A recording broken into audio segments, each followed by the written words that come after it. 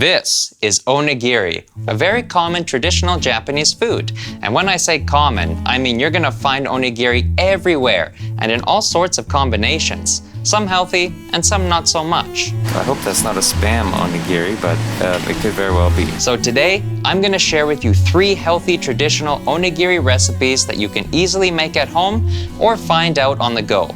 And lucky for you, I have the help of a native Japanese who has been making onigiri her whole life to demonstrate the tasty art of making onigiri.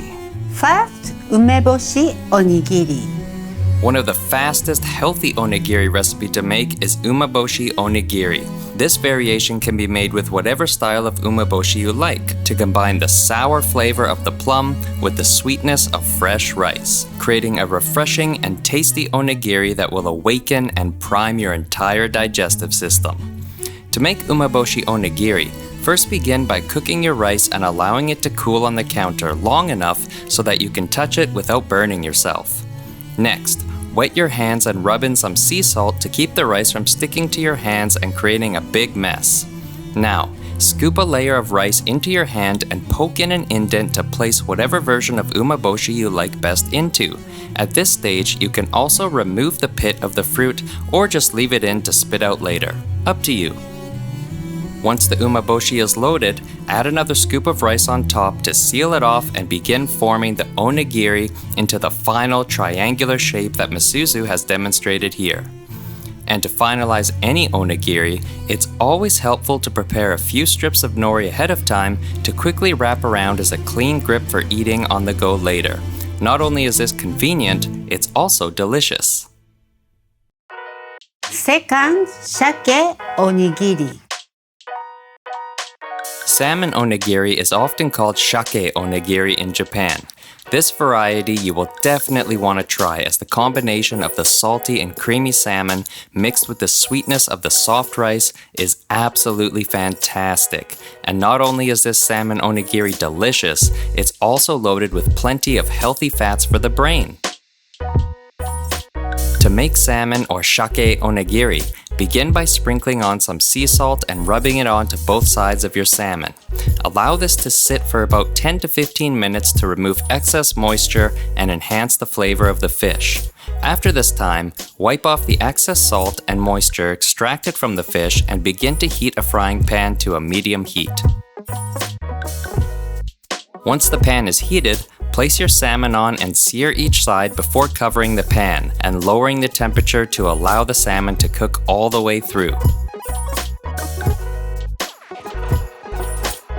Once the salmon is fully cooked, remove the bones from the meat so you won't choke up later, and then begin to break up the salmon into small pieces or just keep it into larger caveman-like chunks to stuff inside your onigiri, whatever you prefer.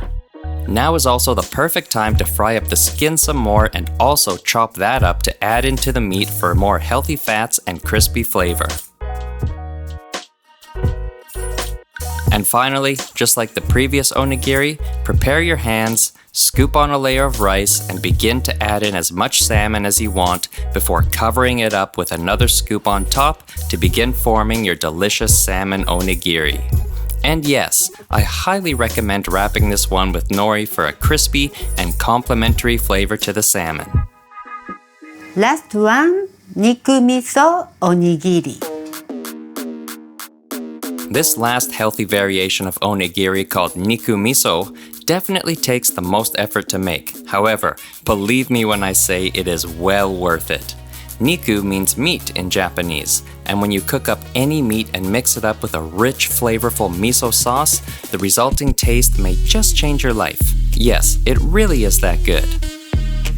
Not only is Niku Miso a protein-rich power snack, the veggies, herbs, and especially the miso provide you with many other powerful digestive supportive nutrients. To begin, chop up whatever herbs and veggies you wish to cook with your meat. I recommend the variety that Misuzu had chosen to use in this video, which includes ginger, leeks, and garlic. After finally chopping up all these veggies for cooking with the meat, it's now time to prepare the tasty miso sauce. Begin by grabbing a large enough bowl to mix in some miso paste, water, and mirin. for an extra kick of flavor and to allow us to mix away our miso until reaching a lump-free and smooth liquidy sauce.